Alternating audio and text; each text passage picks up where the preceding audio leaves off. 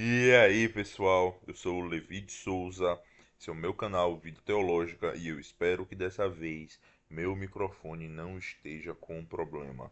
Então, para começar, eu vou pedir para vocês deixarem um like, porque eu estou esquecendo de falar isso, só estou falando no final e quase ninguém assiste o final. Então, aqui no início, por favor, deixem um like, isso vai ajudar a impulsionar o nosso canal. Se vocês quiserem também, compartilhem, isso vai ajudar muito também. E, por favor, vejam se vocês ainda não se inscreveram no canal. Estão assistindo, mas não se inscreveram, tá bom? Esses são os avisos. E hoje, galera, nós vamos falar sobre o aspecto político no período do Novo Testamento. Então, a vida política no Novo Testamento. Esse período foi marcado pela Pax Romana, período em que nós estamos estudando no Novo Testamento. Foi marcado pela Pax Romana, uma época de prosperidade e segurança que durou 2 séculos. Isso foi possível graças ao governo de Otávio, que profissionalizou o exército e estabeleceu uma estrutura de serviços públicos e liberdade política e religiosa. A Pax Romana trouxe muitos benefícios para a religião do Mediterrâneo, incluindo a Palestina.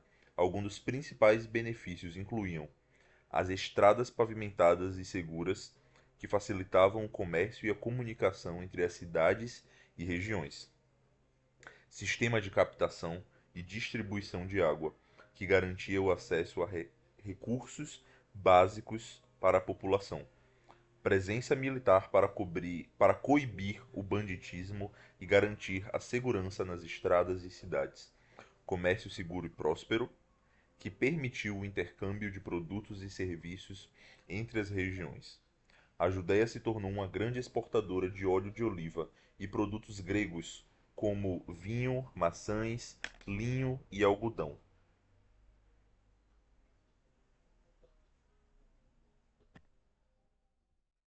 A cidade de Roma se tornou o centro da riqueza e do comércio, e o adágio "todos os caminhos levam a Roma" refletia a importância da cidade no contexto do império.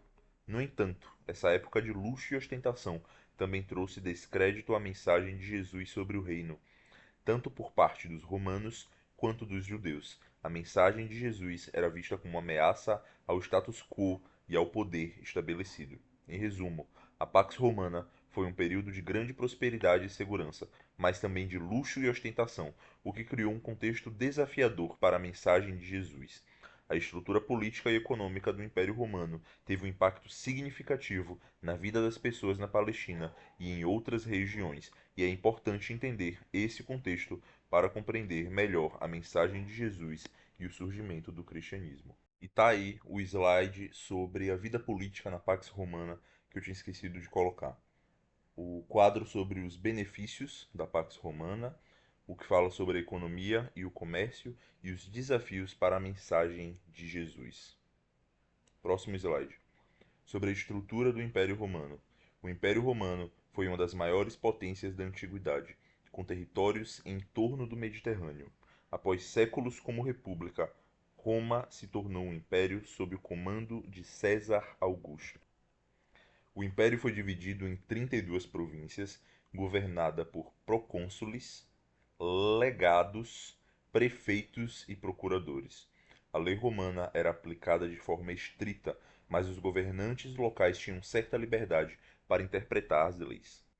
Os cidadãos romanos tinham direitos e privilégios especiais, como, primeiro, direito de ocupar posições privilegiadas no exército; segundo, direito de serem tributados com baixas taxas; terceiro, proteção contra prisão, espancamento e tortura; e quarto, direito de recorrer à corte imperial. A cidadania romana poderia ser adquirida por nascimento, serviços relevantes ao império ou compra. O apóstolo Paulo era um cidadão romano, o que lhe conferia certos privilégios. O Império Romano também permitia que algumas cidades tivessem autonomia e isenção de impostos, desde que mantivessem a paz. O Areópago em Atenas era um concílio responsável por questões de moral e religião, e o apóstolo Paulo teve que explicar seus ensinamentos para esse concílio. Em resumo, O Império Romano era uma potência complexa com uma estrutura de governo e leis que conferiam direitos e privilégios especiais aos cidadãos romanos. O Império Romano era uma potência complexa com um sistema de governo que incluía governadores provinciais, publicanos que eram responsáveis por coletar impostos e taxas, mas eram vistos como corruptos e abusivos, e reis vassalos que governavam regiões específicas em nome de Roma, como Herodes o Grande. O sistema de governo romano estava sujeito a abusos e injustiças, especialmente na cobrança de impostos. Os publicanos eram vistos como traidores e corruptos e eram frequentemente desprezados pela população local. A estrutura política romana também incluía legados, que eram generais do exército romano, e procuradores, que eram responsáveis por governar áreas menores. A influência romana foi determinante para o surgimento e expansão da igreja cristã no mundo da época. A mensagem de Jesus sobre o amor e a justiça era uma resposta à corrupção e injustiça do sistema romano. Em resumo, o Império Romano era uma potência complexa com um sistema de governo que estava sujeito a abusos e injustiças e que teve um impacto significativo na história da igreja cristã.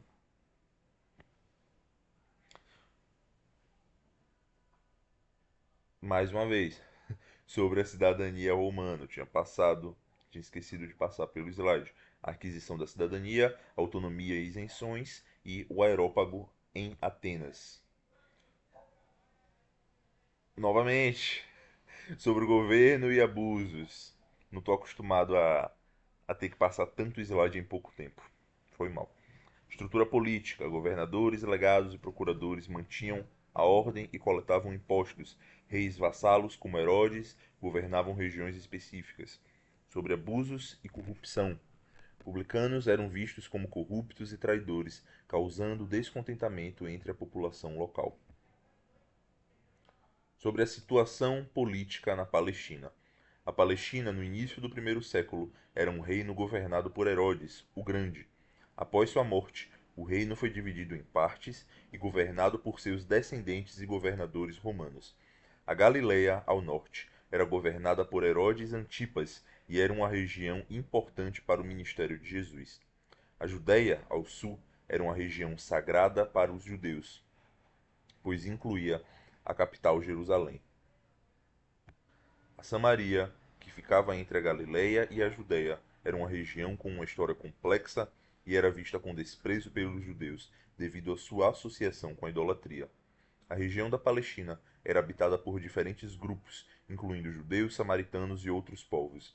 A diversidade populacional e a história complexa da região contribuíram para tensões e conflitos entre os diferentes grupos. A Idumeia era uma região ao sul da Judéia, que foi conquistada pelos Macabeus e posteriormente foi habitada por judeus. A Galileia era uma região ao norte da Palestina, que foi colonizada novamente pelos judeus após um período de abandono. Essa região foi o cenário da infância e início do ministério de Jesus, e sua localização estratégica a tornou um importante centro de atividade política e religiosa. A configuração social, política e cultural da Palestina no tempo de Jesus era complexa e influenciou o surgimento do cristianismo. Embora Jesus tenha enfatizado o caráter não político de sua missão, a questão política e o conflito com os poderes instituídos foram constantes em sua vida. A Palestina estava dividida em províncias romanas e estados republicanos, com diferentes grupos e seitas judaicas. O Sinédrio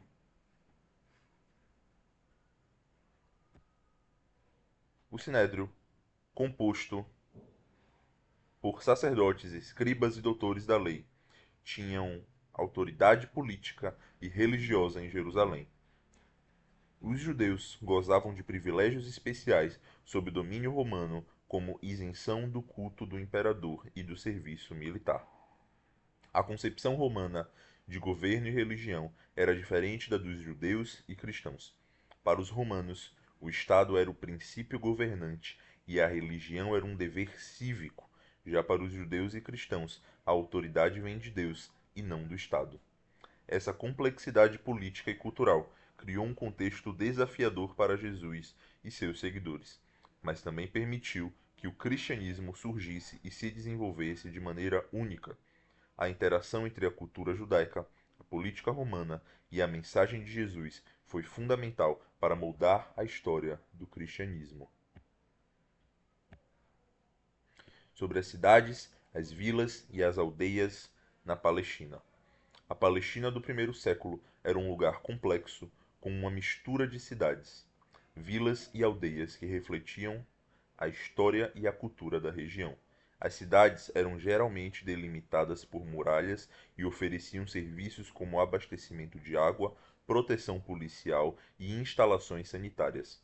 Já as aldeias e vilas eram menores e mais simples, muitas vezes sem esses serviços. As cidades helenistas, como aquelas fundadas pelos generais de Alexandre o Grande, eram planejadas com cuidado, com uma ágora, um mercado central e construções públicas ao redor. Essas cidades eram importantes centros de comércio e cultura, e muitas vezes tinham uma estrutura organizada e muito bem planejada. As cidades romanas, por outro lado, seguiam um padrão semelhante, com muralhas retangulares e uma estrutura organizada. A Decápolis, uma liga de 10 cidades gregas, era um exemplo de cidade autônoma que desempenhava um papel importante na administração romana. No entanto,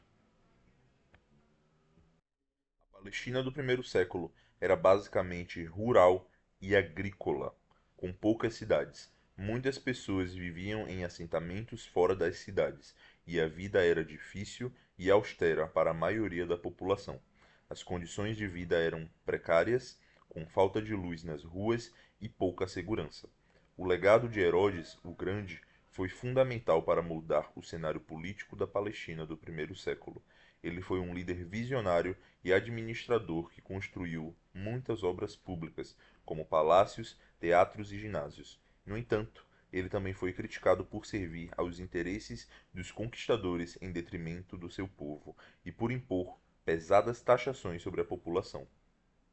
Resumindo, a vida nas cidades, vilas e aldeias da Palestina do primeiro século era marcada pela dificuldade e austeridade, com exceção dos ricos.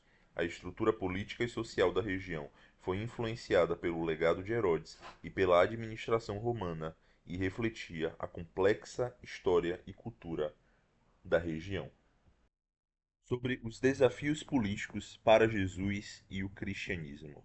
Contexto complexo. A interação entre cultura judaica, política romana e a mensagem de Jesus moldou o surgimento do cristianismo. No primeiro século nasce o cristianismo, mas ele não tenta se amoldar à sua cultura. Muito pelo contrário, o cristianismo tinha afirmações totalmente contrárias à cultura e ao contexto político do tempo. Por exemplo, no tempo do Novo Testamento, no primeiro século, era uma afirmação não apenas teológica, mas também política falar Jesus Cristo é o Senhor.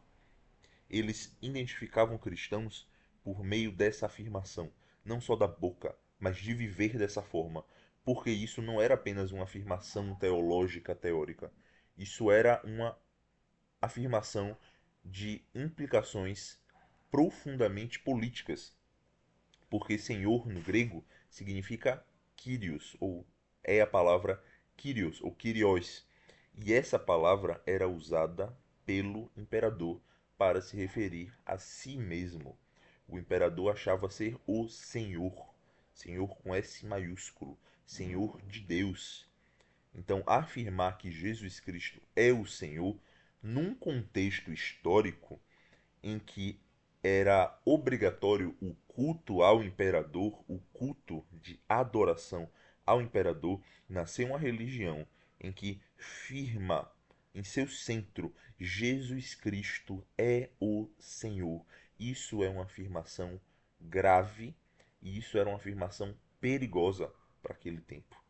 Isso era uma afirmação muito forte de se dizer, porque ela basicamente significava a sua exclusão ou a sua morte, por dizer isso. Isso para os romanos. Para os gregos, por exemplo, é loucura ter um Deus que fosse crucificado.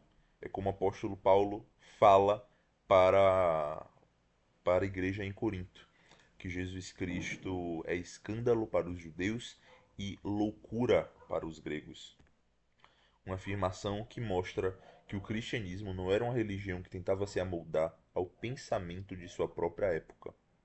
Porque não fazia sentido naquela época você criar uma religião e você colocar no centro da sua religião uma figura chamada Jesus, que nasceu aonde? De um castelo, filho de um rei, filho de um nobre? Não. Ele nasceu de uma virgem, o que já é contraditório por si só. Ele nasceu de uma virgem. O pai dele, terreno, não é o pai dele de fato, porque ele foi gerado pelo Espírito Santo. Ele não nasceu nas partes nobres da Judéia, ele nasceu na Galileia, a parte periférica da Judéia. E dentro da Galileia, ele nasceu em Nazaré, uma cidade desrespeitada e subestimada daquele tempo. E eles diziam que nada de bom poderia sair de Nazaré. E Jesus era dessa cidade. Ele não nasceu nessa cidade porque ele nasceu em Belém, mas ele cresceu e viveu nessa cidade até o início do seu ministério. Então imagine, não é muito coerente com uma pessoa que quer fazer uma religião famosa construir uma religião dessa forma. Não era normal, não seria comum isso. No centro dessa religião tem um filho na terra, pelo menos a aparência, né? Era como se ele fosse filho de José. Ele era um carpinteiro que não teve estudos formais, porque ele não teve um mestre antes de começar o seu ministério, diferente dos rabinos daquele tempo que eram treinados primeiro e depois se tornavam mestres. Ele não teve mestre, ele vivia como um camponês, ele era um carpinteiro e ele começa o ministério, ele morre crucificado, o que era um escândalo absurdo naquela época, porque a própria palavra crux já significava algo tão pesado como um palavrão. Ser crucificado é uma humilhação para si mesmo, para sua família, para os seus descendentes. Colocar uma figura central como alguém que foi crucificado não é algo que é feito à toa, não é algo que é feito sem estar narrando algo que aconteceu de fato, porque não faz o mínimo sentido você fazer isso. Você dizer que o seu Deus nasceu de uma virgem, que ele era pobre, que ele era camponês, que ele era um carpinteiro, que ele morreu crucificado, que ele ressuscitou e ascendeu aos céus. Não fazia sentido alguém ser crucificado e ser uma pessoa boa, e ser uma pessoa justa. Isso era um testemunho de primeira vista contraditório. Ah, siga Jesus, nosso bom mestre, nosso bom Senhor, nosso bom pastor, que morreu crucificado. Não faz sentido. É contraditório. Uma pessoa ser boa, justa, ser um mestre, ser um senhor, com S maiúsculo, e ao mesmo tempo ser uma pessoa boa. Mas ainda assim eles proclamavam isso. Por quê? Porque essa é a verdade. Foi isso mesmo que aconteceu. E isso gerava grandes conflitos com a cultura, com o pensamento, com a política daquele tempo. Mas mesmo assim, eles proclamavam o evangelho como ele aconteceu. Sobre a missão não política, Jesus enfatizou o caráter espiritual, mas enfrentou conflitos com poderes instituídos. Como Jesus fala, o meu reino não é desse mundo. O reino dele, quando ele veio, não era para estabelecer um novo governo em Roma, não era para se tornar o rei físico de Israel e do mundo, mas para se tornar o rei do mundo inteiro, do universo inteiro, mas não no âmbito militar, não no âmbito político, mas no âmbito espiritual. Ele morreu a nossa morte, ele foi sepultado, ele ressuscitou. Por ele ser perfeito, os nossos pecados foram colocados sobre ele e a justiça de Deus foi feita nele. por causa do sacrifício dele, e esse é o reino dele, que um dia ele irá retornar também e estabelecer o seu reino físico e literal sobre a terra e reinará literalmente, fisicamente sobre todo o universo que terá sido criado novamente. Novos céus e nova terra, como fala em Apocalipse. Mas apesar do reino dele não ser desse mundo, ele e os seus discípulos e os seus seguidores enfrentaram conflitos políticos por causa de suas afirmações. E a resposta à corrupção. A mensagem de amor e justiça respondia à corrupção e injustiça do sistema romano. Jesus nos ensina um reino de ponta a cabeça. Ele nos mostra um reino em que aquele que quer ser o maior tem que ser o menor. Ele nos mostra um reino em que as meretrizes e os publicanos entram primeiro no reino dos céus do que os líderes religiosos. Ele nos mostra uma religião em que um homem judeu sozinho fala com uma mulher samaritana que era adúltera. E ele se revela a essa mulher primeiro do que ele se revela a qualquer um. É a primeira pessoa em que ele fala: Eu que vos falo, sou o Messias. E ele fala isso para aquela mulher. Ele poderia ter falado para o grande líder de Israel, Nicodemos, um dos grandes líderes, em João 3. Mas ao invés disso, ele guarda essa afirmação e só fala em João 4, com a mulher samaritana: Eu que vos falo, eu sou o Messias. Esse é o nosso Deus. Um Deus que não opera segundo o nosso próprio entendimento, segundo a nossa própria cultura, mas segundo a sua própria cultura, segundo o seu próprio reino. E o reino de Jesus para nós é um reino de ponta cabeça. É um reino que é conflituoso para as pessoas. E por essa mensagem parecer ser conflituosa, ela atrai os olhos, ela atrai os corações e as mentes das pessoas para conhecer quem é esse carpinteiro da Galileia, de Nazaré, que todas essas pessoas morrem defendendo que ele era o Messias, que ele era o Senhor e que ele é o Salvador. Quem é esse homem? E assim nós vamos para o resumo e para as conclusões sobre a Pax Romana. Foi um período de prosperidade e segurança que facilitou o comércio e a comunicação, mas criou desafios para a mensagem de Jesus. Como diz aquela frase, todos os caminhos levam a Roma, porque Roma desenvolveu uma completa, um completo caminho pavimentado ao redor de si mesma, ao redor de sua própria cidade, de seu próprio país. Então, todas as estradas que você pegasse, você poderia chegar a Roma, porque Roma teria construído muitas estradas.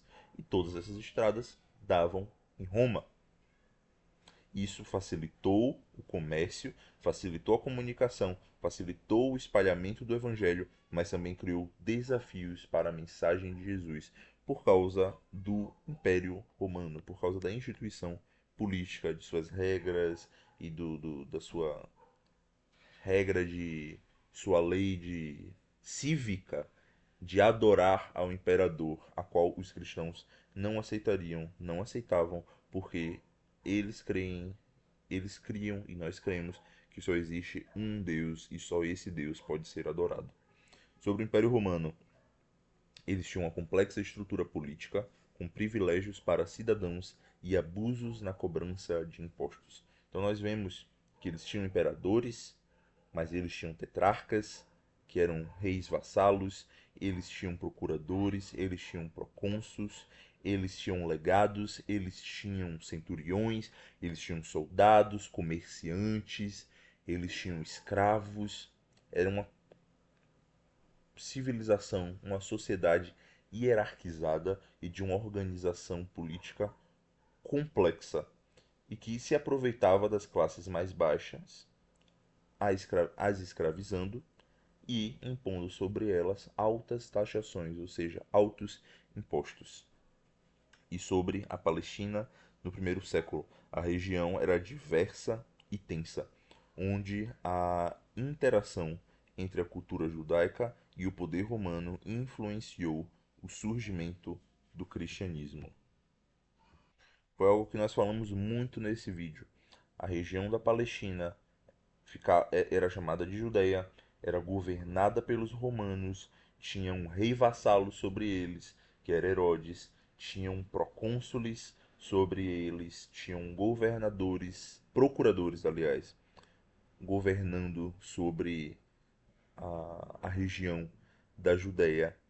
E isso entrava em choque com a mensagem, com o evangelho de Jesus. E por causa dessas culturas, por causa do helenismo, da herança helenística, por causa da cultura judaica enraizada na religião judia, a religião dos judeus, por causa desse contexto político, desse contexto religioso, o cristianismo passou por muitos conflitos, por muitas dificuldades em seu início e depois tiveram outros avanços, até o cristianismo se tornar uma religião aceita ainda no primeiro século, lá para o terceiro, quarto século, quando ele se torna a religião oficial do império. Mas isso não é para agora. Nós ainda vamos ter uma playlist sobre a história da igreja, sobre a história da teologia também, mas ela não é para agora. Nesse momento aqui, nós vemos essa região complexa, com várias sociedades, com várias culturas e com esse novo povo, essa nova religião que nasceu e que chocou o mundo com suas afirmações duras, profundas e corajosas. Esse foi o nosso vídeo. Eu agradeço a você por sua visualização. Espero que você esteja gostando desses vídeos, que esteja sendo útil para você. E nós nos vemos no próximo vídeo. Fiquem com Deus. Até a próxima.